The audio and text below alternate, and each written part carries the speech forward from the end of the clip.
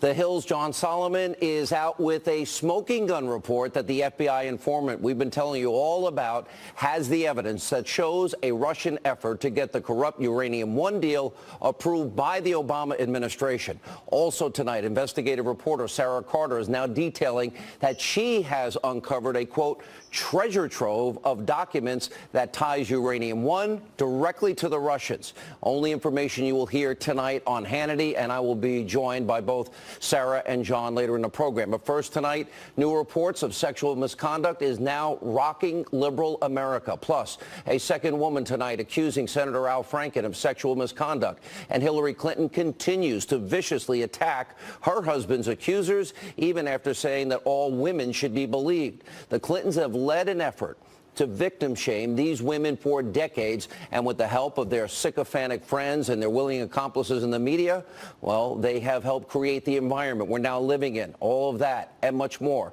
in tonight's big breaking news opening monologue and investigative report.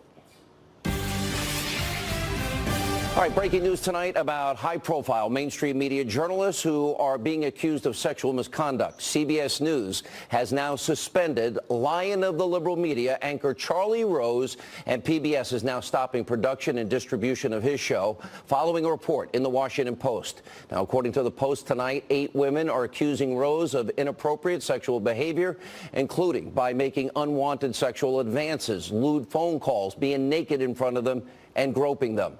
In a statement to the Post, Rose admitted wrongdoing. He apologized for his actions, and he said that he thought he was pursuing shared feelings. Then there is New York Times reporter Glenn Thrush. He has also been suspended tonight over a Vox.com report where several women are accusing him of sexual misconduct. Now, that includes unwanted sexual contact and kissing. Thrush has apologized also in a statement. We're going to continue to follow both these stories tonight. But the developing situation with Senator Al Franken and the latest comments from Hillary Clinton, it is now exposing a massive problem with the liberal mainstream media in America. Because for decades, the media has been feigning moral outrage when it comes to allegations against Republicans while defending year in and year out those Democrats who have been accused of doing far worse, a massive double standard.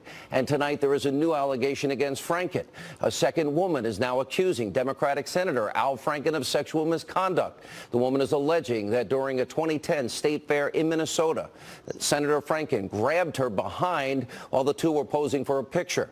The woman also posted the picture on Facebook and later responded to a comment about this, writing, quote, "Al Franken totally molested me, creeper." Now, keep in mind, this is 2 years into Franken's first term as a U.S. Senator. Now, Senator Franken is responding to the latest allegations by saying, well, he takes thousands of pictures with people. He doesn't remember this specific incident. And Senator Groper added that he feels badly that the woman felt disrespected by their interaction. Now, we did reach out to Senator Franken for a statement, but his office shockingly refuses to get back to us. Unfortunately, none of this should really be all that surprising. This is the same guy who made jokes, nobody else in the media will talk about it, about drugging and raping women. Joke? Who does this? And last week, Franken was accused of sexual misconduct by radio host Leanne Tweeden. And Tweeden revealed explosive information about Senator Franken last week. According to her, during a 2006 USO tour, Franken forcibly kissed her while supposedly rehearsing a skit backstage. There's also this photo of Franken groping Tweeden while she was asleep on a flight. Now, Leanne Tweeden says she didn't even know that happened until after she got home and started looking through pictures of that trip. Franken did issue an apology, but claims he doesn't remember the kissing incident backstage. Senator Franken is also being accused of harassing yet another woman, Melanie Morgan, radio TV personality, co-founder of the website Media Equalizer. She's accusing Franken of harassing her on the phone. This allegedly happened after they got into an on-air argument during an appearance on Bill Maher's old show Politically Incorrect back in 2000. And Melanie Morgan says she had to threaten to call the police to get Franken to stop, which he did. Now, despite all of that, some members of the media, well, they're making excuses for Al Franken even tonight. Take a look. There's a new report that Senator Al Franken grabbed a woman's behind at a fair back in 2010. He says he doesn't remember doing it. We're going to start to go after everyone in every power industry for something like a butt slap. I'm worried that there's going to be no one left running anything. Yeah, that may be true. To ask him to resign, I don't know if that's the appropriate response either. I mean, no senator has been asked to resign ever. We've also, I think, unfortunately, slowly slid culturally into a moment when forgiveness is now married to ideology. If you're a conservative, and Bill Clinton, or Al Franken, get him out or get her out. He took a picture, which his office now says was a joke, that showed him potentially not actually groping, but mock groping her. She also published a picture that was given to her of her asleep with Senator Franken mock groping her. Excuse me, in the case of Leanne Tweeden, there's the evidence. It's all there. Franken's not even denying it. It just shows how low the mainstream media, Democrats, are willing to go to defend people that suit their ideology, like Franken.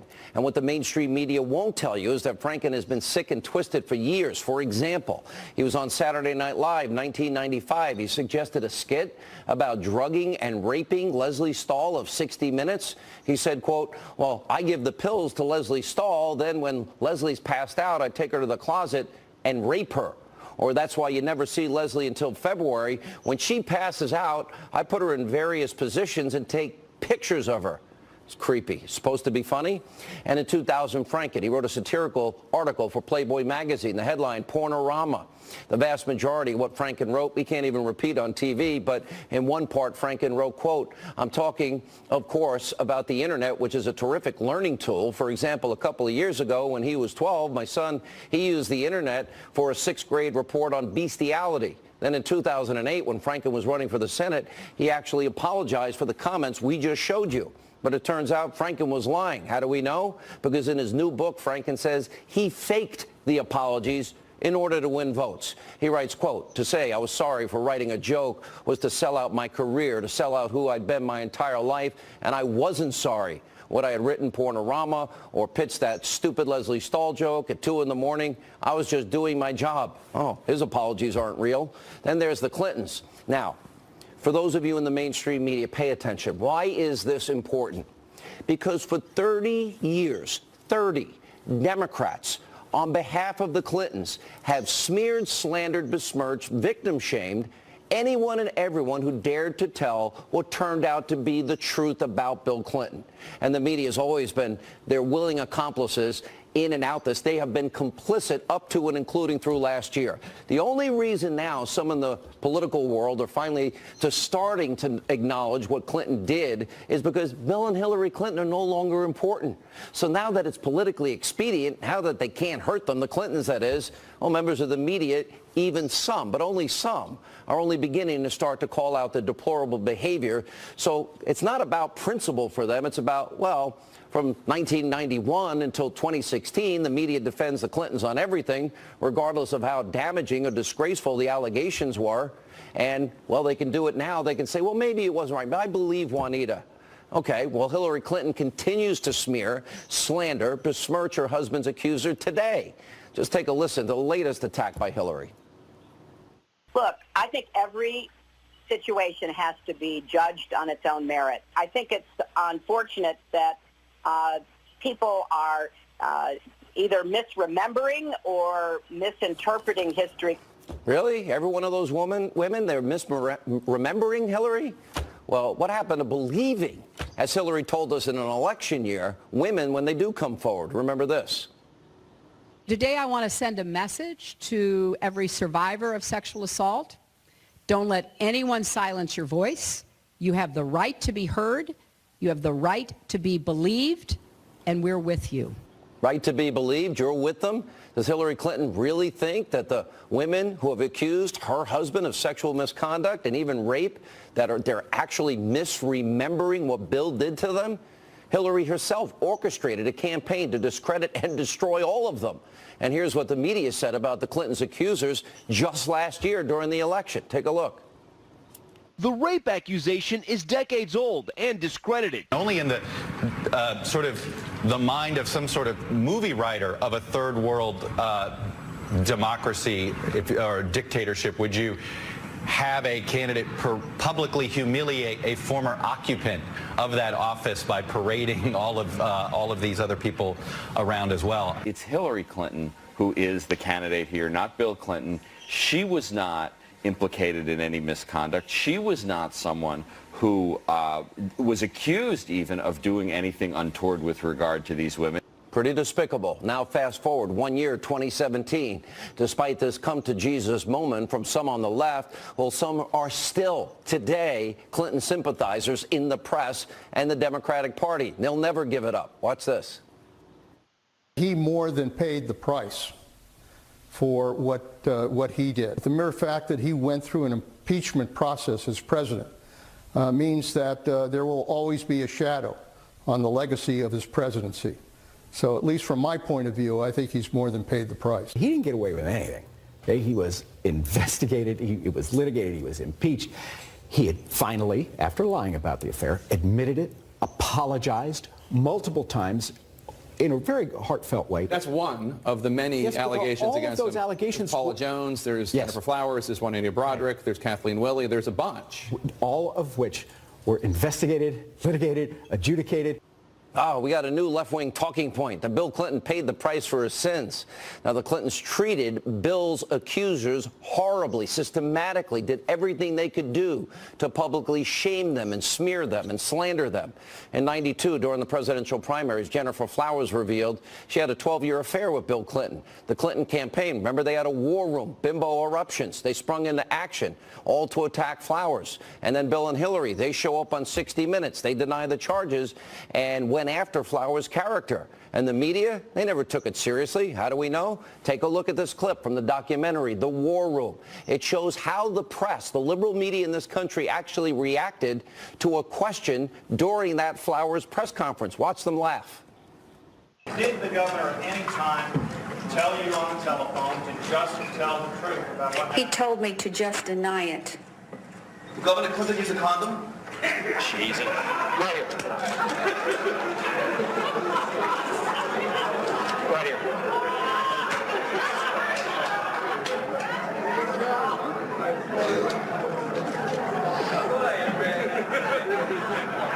Ladies and gentlemen, we're going to put this to a stop if there are any further questions that are degrading, in my opinion, like that. That's the media laughing.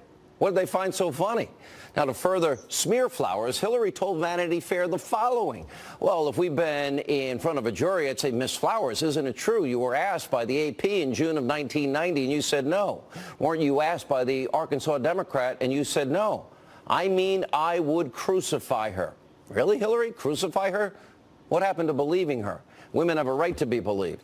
Then in Carl Bernstein's book about Hillary's, well, he writes that Clinton would refer to Jennifer Flowers as trailer trash. Bill Clinton later admitted to having a sexual relationship with Flowers, and he admitted it only when he was under oath. Next up, Paula Jones. She accused Bill Clinton of exposing himself in a hotel room, and after filing a lawsuit against him, well, Clinton ended up paying Jones $850,000 with an out-of-court settlement. And in a related case, Clinton lost his law license in Arkansas for 5 years. The Clinton machine also went vicious after Jones, according to the New York Times and fake news CNN and other outlets. Longtime Clinton ally, CNN pundit for a while, James Carville. Remember, infamously said this about Jones: if you drag a $100 bill through a trailer park, you never know what you'll find.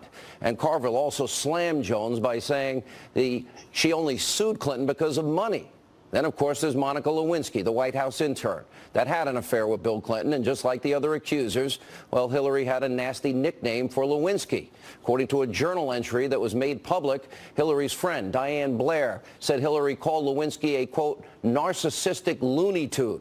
Then you have Kathleen Willey. She accused Bill Clinton in the Oval Office of groping and grabbing and fondling and touching and kissing her, all against her will, while she was a volunteer at the White House. Willey later said that Hillary enabled her husband's predatory behavior. And, of course, we can't forget Juanita Broderick. She alleged that Bill Clinton raped her in 1978. Broderick also describes an encounter where Hillary tried to silence her. Well, that's who the Clintons are, who they've always been. What they did to these women is reprehensible. Clinton's 1992 presidential campaign came up with the term bimbo eruptions to describe the women who came forward and made accusations against Bill. Now, George Stephanopoulos wrote in his memoir that in '91, Hillary said, quote, "We have to destroy her," when describing one of Bill's accusers. And speaking of George, well, watch how he handled one person who threatened to leak information about Bill Clinton to the press. Watch this. What is names, addresses? I can send you a fax with names, addresses, phone numbers of who you had an affair with. It wouldn't make it true. It is completely if you went on the radio and said that Bill Clinton is the father of an illegitimate black child, you would be laughed at. People would think you're crazy. I guarantee you that if you do this, you'll never work in Democratic politics again. Maybe you don't want to. I'm not saying it matters. You will be embarrassed before the National Press Corps. People will think, nobody will believe you, and people will think you're scummy. The alternative is you don't do it. It causes you some temporary pain with people who tomorrow aren't going to matter. And you have a campaign that understands that in a difficult time, you did something right. And, you know, that's important. I mean, it doesn't mean anything, or we can't do anything for you specifically or anything like that, but you know that you did the right thing. Yeah, Good Morning America. You'll never work again. You'll be embarrassed and blah, blah, blah. This is who the Clintons are. This is who they've been for 30 years. They're allies in the Democratic Party. They're friends in the media. They knew it. They did everything they could to cover it up and completely trash Bill's accusers up to and including last year's election. Is that inexcusable? Media also never reported that Hillary and her family foundation, I talked about it a lot last year, took tens of millions of dollars from countries that abuse women, kill gays and lesbians, persecute Christians and Jews, which is horrible. She took all that money. The Clintons literally, by taking it, endorsed that repressive behavior. They bought her silence, and the media, of course, all last year, they gave them a free pass. Now, so while it's nice to see that some on the left and in the media, well, now that the Clintons have no power, are only starting to admit how horrible the Clintons were to Bill's accusers, I argue it's a little too late. Here with reaction, CRTV host Michelle Malkin, former deputy assistant to the president, Fox News national security strategist Sebastian Gorka. I want to be very clear, Michelle. Nobody has a monopoly. There are horrible Republicans out there, horrible people in general. That's not what I'm describing here. I am describing systematically, because of politics, the Clintons were protected by the media, and they went out and just abused these women again and again and smeared them to death, even up to and including through the election last year. That's right, Sean, and this is not ancient history. You're going to have all of these liberal wheedlers out there asking, oh, why is Sean Hannity and Michelle Malkin and Sebastian Gorka talking about Bill Clinton? It's because so much of the mess that we're in now is a result and legacy of the Clinton victim smear machine. These two are the godparents, Hillary and Bill Clinton, the godparents of victim-shaming smear tactics. And now we've got this case where you've got all of these liberal media journalists who are tying themselves in yoga knots to try and reconcile their own roles and their own culpability in enabling the Clinton smears against all of his accusers and victims with the left-wing feminist ideology of believing all women. And now what we know, of course, is it's not revelation. It's merely confirmation, Sean, that the idea that we should believe all women has an exception. Really, the rules for Radicals 2017 has always been that you should believe all women except when they are accusing liberal Democratic men and liberal Hollywood weirdos. There's a second corollary to that unwritten rule that is now being exploded and exposed for the farce that it is. And that second corollary is this, Sean and Dr. Gorka, it's this, that all women must be respected, unless, of course, they are female Republicans, conservatives, pro-lifers, stay-at-home moms, and gun owners. I have lived this for the past 25 years in public life, along with all of the women who have been smeared by leftists in the media and in the Democrat Party. We're always treated as less than women, as less than human. And when we have called out the misogyny and the hypocrisy and the double standards of the left, we get attacked even more. The hypocrisy and double standards are thicker than Thanksgiving gravy. All right, Dr. Gorka. Wow, I don't know how I follow that. Michelle's absolutely right, but let me expand the optic here. There's the issue of the absolute double standards on the left. So now, 30 years later, they find morality. So it's okay if Al Franken admits to it, then it just disappears as an issue. You look at Bob Menendez, Senator Menendez. We're not going to cover that story, but we don't have the proof on Judge Moore, and he's the problem. So number one, Sean, it's the unbelievable level of double standards. But the second thing is, beyond that, it's what Cheryl Atkinson has written about in her book Smear. It's the persistent smear tactics, just making stuff up because it's politically expedient to your friends. How is it that you have all these individuals who are supposed to be journalists, but they literally manufacture stories out of nothing to attack the president? Sometimes it's trivial. You remember recently the fish feeding event in Japan, right, where they crop out that the president is actually doing exactly what his host did before. Why? Because it's expedient to make the president look bad. Or it gets far more serious. CNN is going to say that James Comey is going to counter everything the president said about the FBI investigating him or not. It goes on and on and on because it's all about politics. It's never about the truth, Sean. It's never just about journalism. All right, Dr. Gorka, we're going to keep Michelle, so I want to give you one more quick question here. What happens? How do you ascertain? Charlie Rose is admitting it. Franken, we have the picture. Some cases you have evidence. Clinton's over time were revealed that these things had happened. What do you do when it is he said, she said? How do people ascertain the difference in an environment where allegations are flying? Some people deny them, say it didn't happen. It's all about two things. The credibility of the source. Is the individual credible, and can it be corroborated? The big problem we have today, Sean, is we don't have investigative journalists anymore. The people like Sarah Carter, they are so rare today.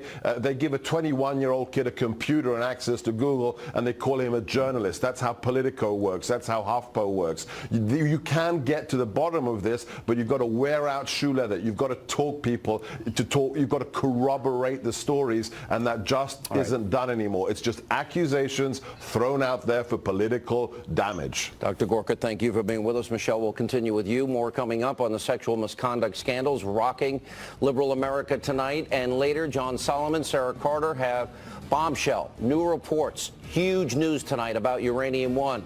You can go to my Twitter, at Sean Hannity. We want to hear from you. Is it time for the Clintons to apologize to the American people, what they have done and what their surrogates have done, what the media has done for the past 30 years? More Hannity after this. Welcome back to Hannity. New allegations all across the media tonight, sexual misconduct. Joining us now with more reaction, Fox News legal analyst Greg Jarrett, trial attorney Rebecca Rose Woodland, and we continue with CRTV host Michelle Malkin. You know, in some cases you've got evidence. In some cases you have apologies and admissions. In some cases you have he said, she said. Look, take the Franken case, that picture, for example. That doesn't mean everything else that people said are true, but it speaks volumes. It speaks volumes about who makes a joke about raping and drugging people. Sure. What's funny about that? Nothing. Photograph is damning, incriminating evidence of a felony by Al Franken. This was on a military plane. That's federal government. Federal law applies. The statute is called abusive sexual contact. That's a crime? That picture is a crime? That is a crime under federal law. And the fact that she is asleep is of no consequence because the law specifically says we will presume there is no consent if the victim is asleep. Touching a woman over her clothing is still abusive sexual contact. It's a little tricky because of the statute of limitations, but the government could charge and say the statute of limitations is told or suspended until the discovery of the crime. I think America tonight, I think they're shocked by the abuse of power aspects of all of this. And I think also people trying to figure out how to, what's true, what's not true. When people apologize and admit their behavior, Rose did that tonight. In the case of Franken, he seemed to admit at least some of it. How do you're an attorney, you deal with some of these cases. I do. I deal with these cases often, and I think it's very important to note that there's over 300,000 sexual harassment and rape cases a year. 90% of them go unreported the first year, the second year. So all of these, this intense scrutiny about these women coming forward years later. Are most allegations true? Well, yes, we do find. No, I'm asking you. I mean, are all of them true? Well, no, of course not. No, I mean, there's nothing that's 100% in the human race. There's always people either mischaracterizing or misunderstanding or misrepresenting. Yeah, that does happen. But in these cases, Sean, we have so many women who are coming forward. It is not a partisan issue. And I think that's so important that you've been saying that over and over. It isn't. It's not a Republican-Democrat issue. This is an issue about crimes against women. And it has nothing to do with whether or not you believe one ideology or not. And I think that's where it's becoming very disturbing. And the media and Clinton apologists continue to excuse the behavior. You played the clip of Paul Begala saying Clinton got away with nothing. Yeah, he got away with alleged rape and alleged sexual assault of Juanita Broderick and Kathleen Willey. And then you played the clip of Jeff Toobin, the CNN legal analyst who said, oh, this had nothing to do with Hillary Clinton. Yes, it did. Dumbest people on She TV. insulted, demeaned, and ridiculed and dismissed all of those women. She was complicit. Michelle. May I add a couple of facts? Because I am an investigative journalist myself, and I want to address some of the comments that Sebastian Gorka had said at the end of the last segment as well, which is where are the investigative journalists, particularly on this issue? And it's an issue that I've been covering for the last year at crtv.com, particularly when it comes to false allegations of sexual assault and rape. And to answer the question about how often it happens, it is a lie of the left-wing feminist establishment that only 2% of allegations are false. In fact, the literature shows that it's anywhere between 8 and 41%. So the issue that you're raising, Sean, is very important, which is how do ordinary citizens who cannot trust ideologues and advocates in the media to tell them the truth vet each and every one of these allegations? The one piece of truth that actually did come out of Hillary Clinton's mouth, disingenuous as it was, is that you have to take each and every one of these cases separately. And the sheer number of allegations in any one man's case does not prove that sexual assault or rape happened. You have to think about timing. You have to think about context. You have to think about the fact, in the case of these Washington Post investigations, that you're talking about allegations that are sometimes 20, 30 years old, and you had activist journalists who were soliciting and procuring women to tell these stories. Just because stories all sound the same doesn't mean they're true. Assertions are not truth until they are corroborated as facts and corroborated with evidence. This is what I've shown in all of the reporting that I've shown, from Daniel and the Den, a series that I did, to Railroaded on surviving wrongful convictions. There are many innocent men in this country who have been absolutely. And you have to talk about when women have incentives to lie because of money. Well, I mean, yes, that is true. There are people who mischaracterize or lie, straight out lie. But I think in these situations, we have a lot of corroboration. We also have a lot of the men admitting these things have happened. So once you have an admission, we're in a whole different situation. Very much. All right. Yes. Thank you all. Great insight from all of you. When we come back, you're going to explosive report. John Solomon, Sarah Carter, they have just released a new bombshell report about Uranium One. They will break it here. Later, we'll also talk with Newt Gingrich. Busy news night on Hannity. Tonight, The Hill's John Solomon, investigative reporter Sarah Carter, they released bombshell reports equally tonight. Solomon reporting, according to the memos obtained, the FBI informant that now has had his NDA lifted at the center of this case gathered years and years of evidence of Russia's plot to control U.S. nuclear fuel, which included the Uranium One deal. And Sarah Carter reporting that she has received a treasure trove of documents that, in fact, prove tonight the FBI informant has knowledge of Russia's involvement in Uranium One. Also joining us now is the attorney for the FBI informant, Victoria Tunsing, along with John and Sarah. Sarah, let's start with your report. A treasure trove. That is huge. It is, Sean. I mean, there's over 5,000 documents, which include emails, briefs, other documentation, memorandums that the informant had turned over to the FBI and Justice Department. And within these documents, it's very evident of Russia's intentions to enter the American market, energy market, and their intentions to acquire uranium-1. John, you go into extensive detail in a very long, hard-hitting piece tonight and revealing piece how the FBI informant, you actually said 6 years. I thought he was only an informant for 4 years, if I read your piece correct, that he has evidence was on the inside directly from Putin's Russia, you know, the push for nuclear fuel deals, and used, and all the crimes we've talked about, bribery, kickback, extortion, money laundering, racketeering, all now corroborated and will be corroborated even further. Go into your report. Yeah, you know, Sarah just said something about the importance of the dominance of the uranium market. This is an email that the FBI's had for 6 years. It shows that uranium-1 was part of a Russia strategy to control, not just benefit from the global market, control the global market. That would put the United States at a disadvantage. That's the sort of evidence that this FBI informant has right now. And if you go back, last week we heard several things from the Justice Department. There's no connection to uranium-1. These are emails that say uranium-1 that are in the FBI files.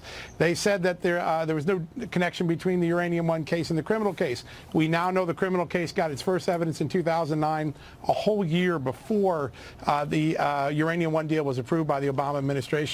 There are a lot of things that people have been saying that these documents simply don't agree with.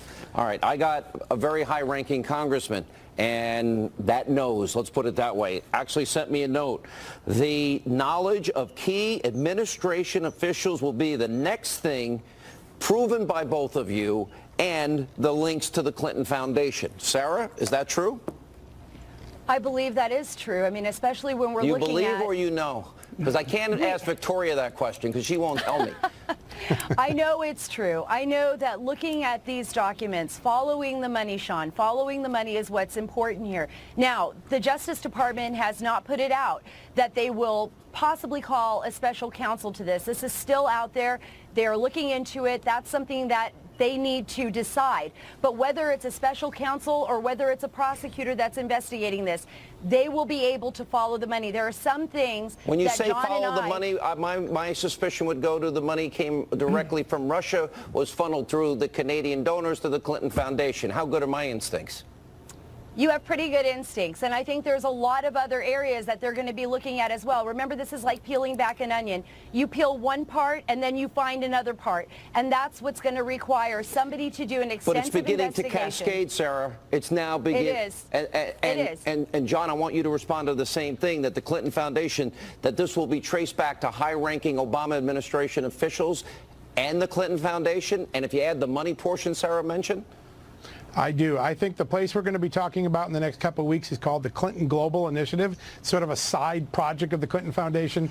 There are new flows of money there that we're going to be able to report on in the next couple of weeks. And also there were some personal business projects of very senior Clinton people that got a remarkable infusion of cash from Russia. And we're going to be able to talk about that in the next couple of weeks. It's going to put another layer of interest to this story. All right, we have a lot of time in this segment, so I want to go very slowly here. Both of you, before I get to Victoria, Sarah and John, you both in your pieces today said 5,000 documents. I hear the number of the FBI informant is much, much greater, tens of thousands. True or false? Yeah, that seems to be accurate. We have a subset of the documents, and they're very voluminous. All right, now let me go to Victoria, who's one of the great attorneys. She is the most difficult to get any information out of. Sarah, Victoria, one of the things I've known about you, and I've interviewed you so many times over the years, you now have been doing a deep dive into all of this. You are now representing this FBI informant. I think who will become an American hero out of all of this, because apparently he was fighting and begging and pleading and saying, the Russians are here, they're doing this, why aren't you paying attention? I hope my instincts are right there. And number two, how devastating legally is this going to be based on what I was just asking Sarah and John about impacting former Obama officials, money, Clinton Foundation? Well, let me just go to number one first, Sean, and that is the whole essence of what John and Sarah and I are talking about is that in 2009, 2010, our FBI and presumably our Justice Department and the White House, as my client was told, all knew about this corruption in the Russian nuclear energy area. And there's no separate companies. They're all related. The Russian nuclear energy is controlled from the top, from Putin. They're all one. They all talk to each other. So the evidence about this corruption was known to our government in 2009, 2010, and why is it that CFIUS either wasn't told or CFIUS people knowing about it? Explain 9 agencies approving the deal that gave control of Uranium One to the bad actor, hostile regime, Putin, Russia. They said, the CFIUS board said that the bad Russians could buy Uranium One, which contained access to 20% of the U.S. uranium. Why was that decision made? Was CFIUS told? Did Bob Mueller go to Eric Holder and tell him? Eric Holder sat on the CFIUS board. He was one of the 9. Did Bob Mueller go to the White House and tell him? The FBI agents told my client that they were briefing the president about his conduct. So, of course, when the CFIUS decision was made, Sean, but back to my original said, question, Counselor, if I may, you're too good at your job. No. And this is a very serious point. Putting your legal hat on, objectively speaking, yes, they knew. The evidence will prove it based on the documents and your client. Crimes committed on a high level? Well, National security compromised? I think well, of course, I mean, it goes without saying, giving the Russians control of that uranium was a national security compromise. I think what we're going to have to do is continue to follow the money, because the reporting that John and Sarah are going to be doing in a few days will be revealing about where lots of the various money went and where it came from. Always we go back, and I believe at the end of this, you guys deserve a Pulitzer. And I'm not the only one thinking that. You guys have dug so deep in this. This has been a deep dive. I applaud you both. And I want to ask, as it relates to who knew what when. What did they know? When did they know it? John Solomon. And I'm talking about Obama, Mueller, Eric Holder, Hillary Clinton. We're at a little disadvantage right now because we don't have those records, and those are the records that Congress needs to go get. But I can tell you, I have a person quoted in my story who has direct knowledge of what the Justice Department knew. And this person said, without a shred of doubt, we knew in 2009, a year before CFIUS ruled, that Rosatom was engaged in criminality. Without a shadow of a doubt, we knew that Russia was trying to gain a corner on the U.S. market, get a strong hold on our uranium. And without a doubt, we knew they were using political levers to try to get their way here. We're talking about control. Like this document says, they're trying to gain control of our market. That has to be a national security interest that should have been raised to CFIUS. Presidential daily briefings, we're told, Sarah, that's right, had this information in it before CFIUS approves this. Sean, that's what we need to find out. We need to see those presidential daily briefings. Congress can get those. They will be able to know whether or not President Obama was briefed on this.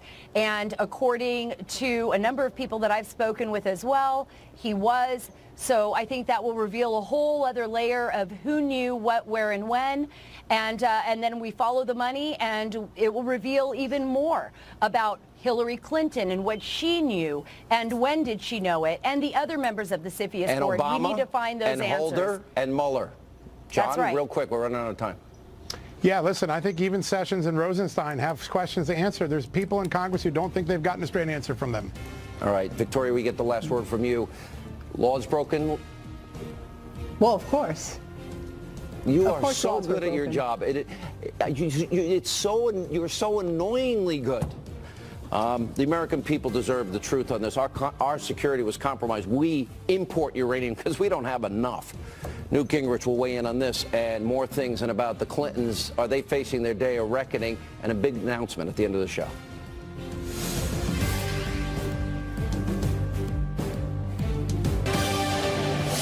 All right, joining us now as we continue on Hannity, the author of the best-selling book Vengeance, former Speaker of the House, Fox News contributor Newt Gingrich.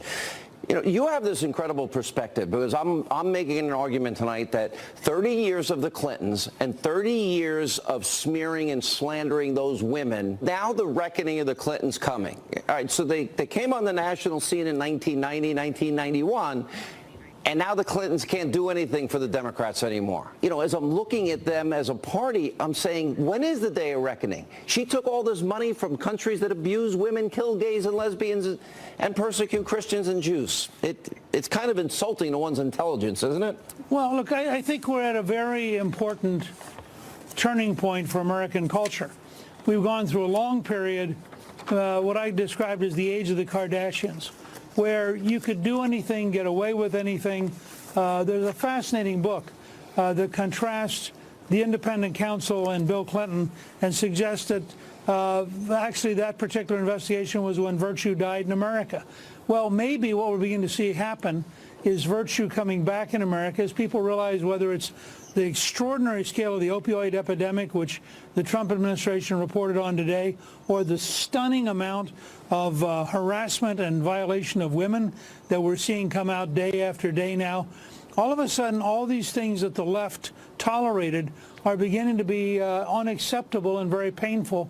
And that may lead the country, not just Republicans, not just conservatives, but the country to have a really serious conversation about what are the standards we want going forward. How do we ever ascertain truth, he said, she said? It becomes very difficult if you believe in the presumption of innocence. Well, there are two different things here. First of all, you do have the tendency for hysteria and a lynch mob attitude. So anybody can say anything about the last 40 years, and there's an automatic presumption of guilt. That's got to be washed away. I mean, we've got to go back to the principle, you're innocent until proven guilty. And we've seen cases, as you know, the Duke University, I think it was their lacrosse Duke team. Lacrosse, yeah. Was totally smeared and turned out to be totally false. There have been a whole series of these kind of cases. So I do think in that sense we got to go back to the core principle that you are innocent until proven guilty. On the other hand, I also think you've got to recognize that one of the purposes of Congress is to undertake investigations almost like a grand jury. I mean, the things that are coming out now, for example, about the whole Uranium One case and all the pieces that surround that, and I say to myself, where's the congressional hearing that week after week, month after month, simply strips away the lies and gets the facts back up so the American people can see what really happened? The new development tonight, and I know you've read this article, is that you had an FBI informant in there, may have been there as long now as 6 years, we're discovering. Thousands of pages of documents available, and that, in fact, they knew that Vladimir Putin had purposely set out with agents involved in criminal activity, bribes, extortion, money laundering, kickbacks, racketeering, that we had an informant that knew all this was happening, was reporting back to the FBI, and apparently was even in Obama's presidential daily briefing. This is before CFIUS ended up giving the 9 department approval, including Hillary's state and Eric Holder's justice, and allowed this deal to go through, which on the surface never made sense. 20% of America's uranium in the hands of a bad actor, a hostile regime, Putin and Russia. Let me say, first of all, they have done the most thorough, most systematic work on this. And if you take their work and that of Peter Schweitzer, who's written the book Clinton Cash, between them, they've done more to educate the country than all the congressional hearings, all the stuff being done at the Justice Department. I mean, it is appalling, the gap of serious, responsible investigation when they come up week after week with more and more stories. And I think you've been, frankly, the #1 person helping them reach the American people. And without your support of their work, they would still be basically totally unknown. But they ought to get a Pulitzer Prize for the level of investigative research they're now doing. You know, last question. So the president, while he's in China, gets these 4 or 3 UCLA basketball players out. Then the father of one of the kids makes a statement that he didn't do much. Now, you steal in China, you can go to jail for years. And so the president says, well, maybe I just should have left you there. And then I'm thinking, that's pretty ungrateful, isn't it? That the father, if it was my son, I'd say, sir, thank you for standing up for my father. I'm going to handle whatever it was they did wrong myself at home, but thank you. You know, this could have been a potential disaster in his life.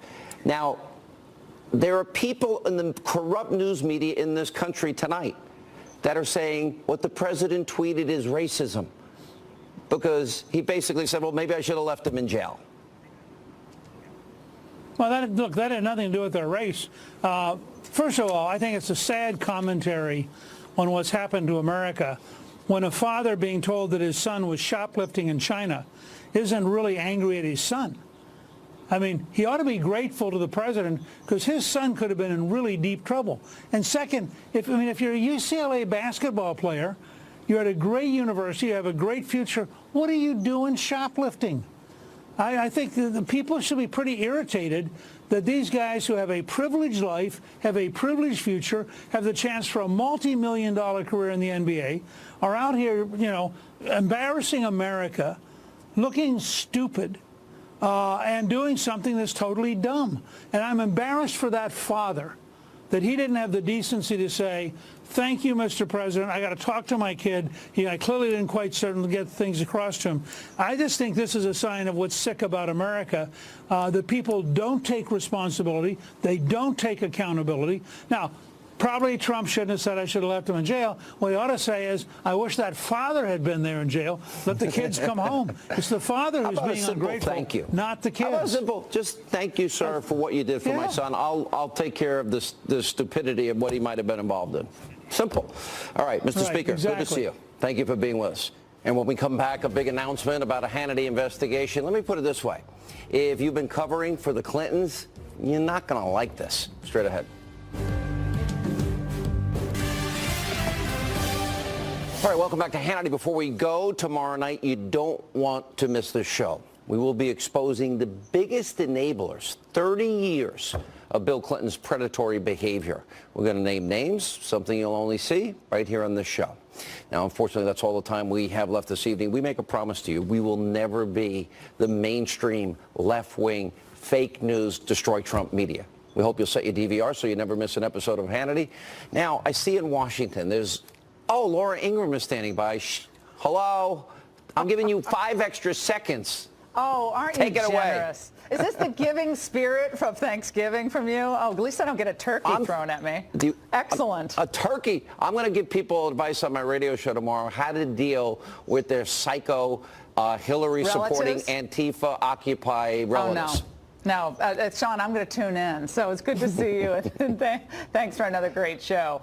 And welcome to Washington. This is the Ingraham Angle.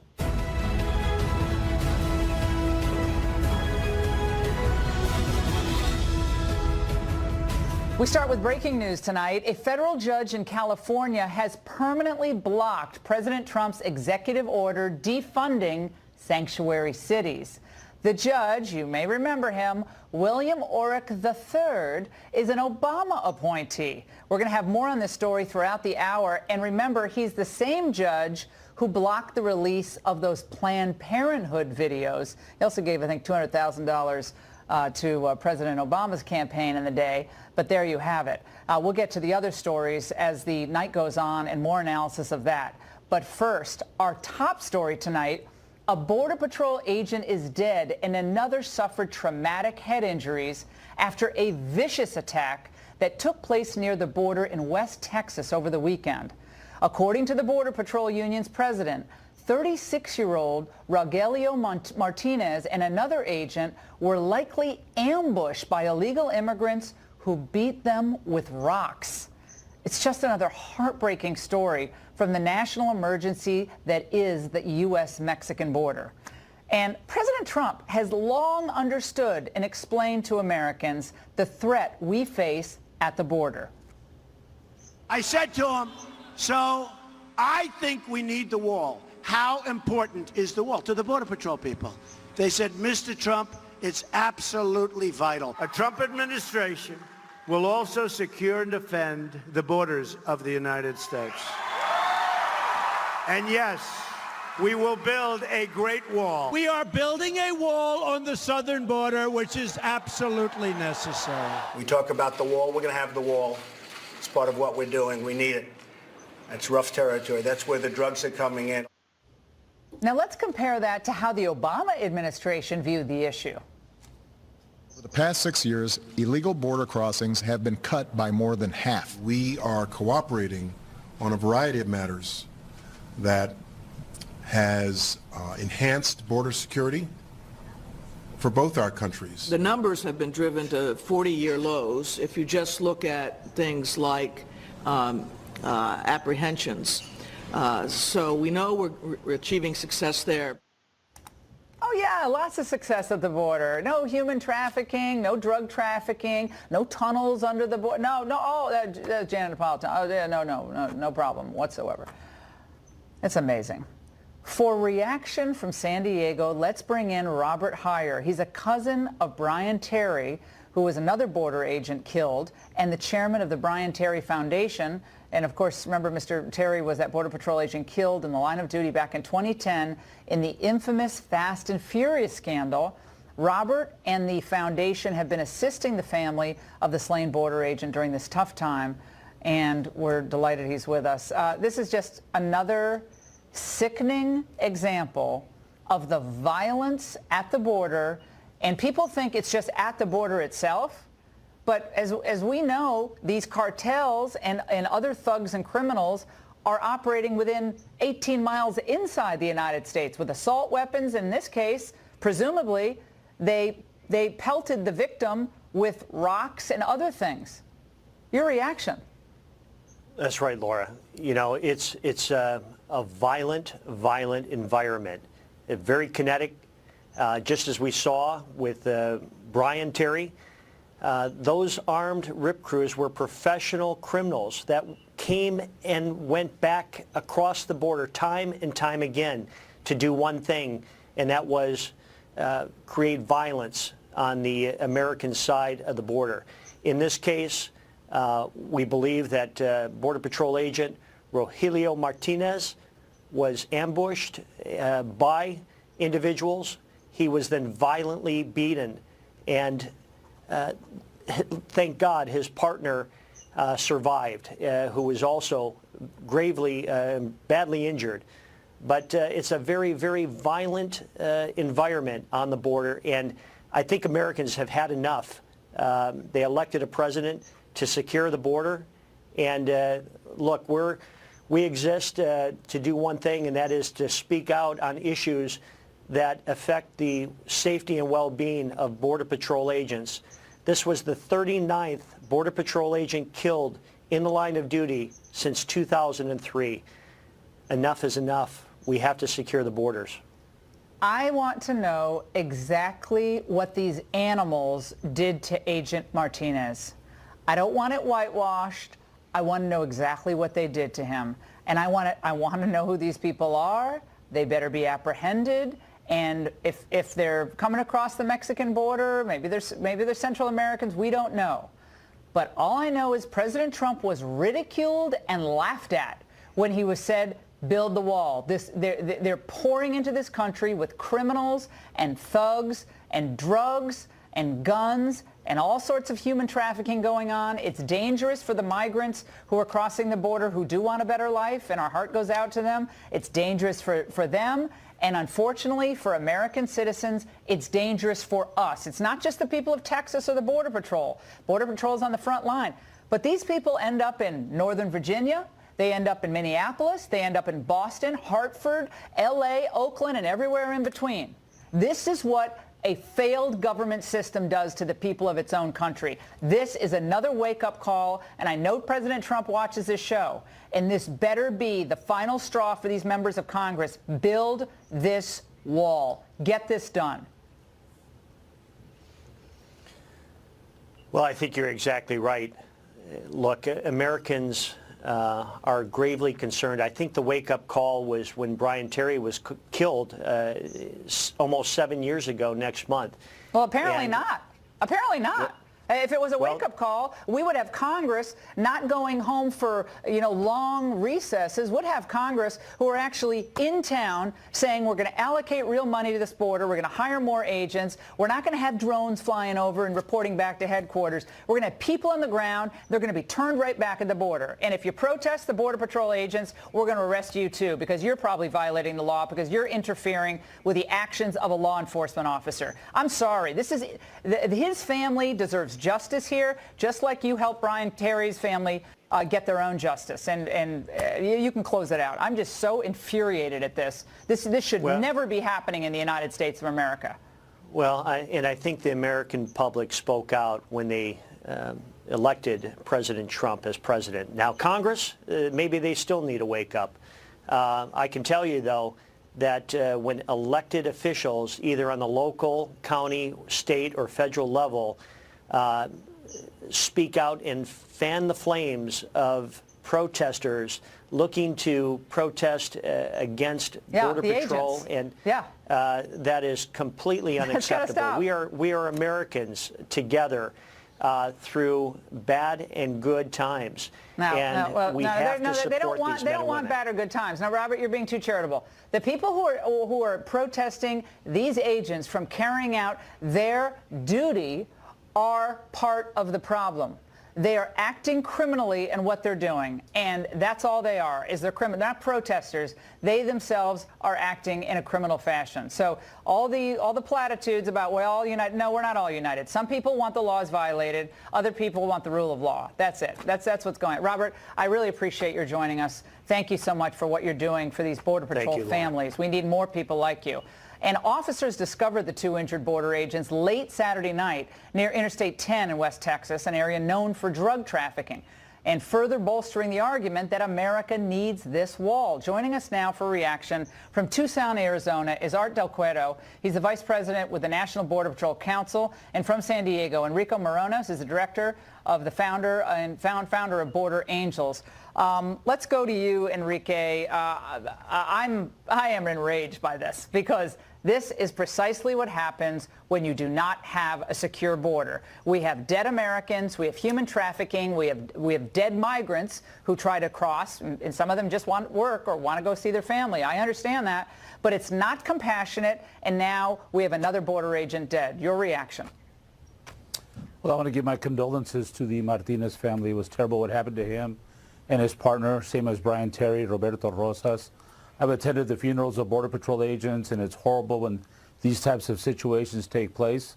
11,000 migrants have died since Operation Gatekeeper began in 1994, where the wall was built that covers a third of the border.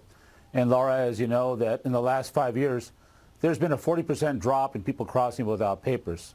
So less people are crossing going north. Actually, more people are going south, returning to Mexico or other parts. Mexico is no longer the largest group of people coming from that country without papers. Now it's actually people from Central America. We should have humane borders. We, Border Angels, have a very good relationship. Hold on, Enrique, sorry. When you say we should have humane borders, what exactly does that mean? You say 11,000 migrants have died trying. Well, that's horrific, and that is heartbreaking. But they're breaking the law, and adults who bring young children across or send young children by themselves are acting in a highly irresponsible fashion, endangering their children's lives. That is a fact. So, people dying should not die. They should not be dying, because the U.S. should have a border that you can't cross unless you do so legally. Right. The thing is, they can't do it legally. There's no line for them. There's 250 million undocumented people in the world. Most have no interest to come to the U.S., and they go to other countries. Last year, 6,000 people died crossing from Africa and the Middle East into Europe. A lot of it is U.S. intervention in those countries, forcing people to flee. Okay, we're not talking about U.S. intervention. We're not talking about U.S. intervention. But you want facts? Do you want facts, or do you want facts? We are talking, Enrique, about a country that has a sovereign right to protect her borders. All countries have that. You do not have a universal right to cross into someone else's border, and no person has a universal right to come in here and kill a Border Patrol agent. Art, let's go to you on this, because I am so done with Congress not doing its job here, and I don't want to take up your time. So you go ahead, sir. Well, we're very concerned. We're very angry. We're very frustrated. And you said it best. You know, there have been a lot of migrants that have entered this country and died crossing into the United States. But the big thing is, let's remember, they died breaking our laws. And these agents that have died protecting our country and enforcing the laws. It is very, very unfortunate what happened to our fellow agent. We're heartbroken over this whole situation. We don't want to make it political, but it's hard not to. And it breaks all of our hearts. I've been talking to a lot of the people out there in that area of Texas. They're heartbroken. We're going to hear a lot of stories, I know, coming forward. We're going to wait to see what the investigation brings. However, what we have heard from the agents that were there, you have 2 agents that are familiar with the area, that are looking in different areas there, in an area that is well known for drug trafficking. And now we have 1 dead agent. We have another agent that had severe head trauma. There is no other explanation that we can think of. Is there a lot of possibilities of what could have happened? I'm not going to say there isn't. But what is most likely to have happened? You have 2 agents in an area that's notorious for drugs coming through the country. Would the cartels, sorry, I didn't interrupt Art, but would the cartels, wouldn't they take them down with automatic weapons or semi-automatic weapons? I don't see cartel members from one of the most dangerous cartels throwing rocks at someone. I mean, again, we'll learn more about how he actually died, but was there gunfire? I mean, we're going to learn all of this. But my larger point here is President Obama relaxed, and Enrique, you can chime in on this, relaxed the way that agents could treat illegal immigrants. In other words, made it more difficult for them to defend themselves. Did they not? Did he not, Art, as far as your way you can engage someone? If someone's coming at you in a car, you can't shoot at the car and all that. That changed. It made it easier to facilitate the criminal to commit a crime, is what it did. To this day, there's still many agents out there that get attacked, assaulted, and we're not seeing enough prosecutions of these individuals. I've been on the phone all weekend since the incident happened, talking with agents all over the country, and we hear the same story. The problem is there's no consequences for these individuals. When you attack a Border Patrol agent, whether you should always have true consequences, and I'm not talking of a consequence of sending him back or deporting them and saying, well, we're going to send you back in lieu of entering the country before. No, you got to have true consequences for people that attacked our Border Patrol agents. Yeah, the law goes both ways. Enrique, you go ahead, close it out. The law goes both ways. When Copian and Ramos shoot a man that's fleeing back into Mexico, they should be put in prison, as they were. When Anastasio Hernandez is beat to death by Customs and Border, they should be. Yeah, no. So the thing is that the law goes both ways. Nobody supports this criminal activity. The organized crime is on both sides of the border. The U.S. needs to stop the drug demand, the #1 consumer of illegal drugs. So this is a worldwide issue. It's easy to point. Right now, let's legalize drugs, and everything will be in nirvana. Don't in the agree. United States. Don't agree. I don't agree with you, Laura. Again, I don't agree with you. No, Again, I don't let's agree just with get you. rid of the border. No, And I support the majority of the people not supporting Trump and not supporting the wall. Yeah. All right, guys. It's Fox News. It's satirical. We appreciate it. It's a great conversation. I'm against the wall, as most of the country is. All right, no wall, no border, safe, no consequences. It'll all work out well. I agree with you again. All right, stop talking. I have to cut your mic. Directly ahead, the New York Times' Glenn Thrush now. In the afternoon, more news coming out, and CBS's Charlie Rose in the evening. Some power players in the media world facing sexual misconduct allegations. Will it ever end, or has it already gone too far? When we come back.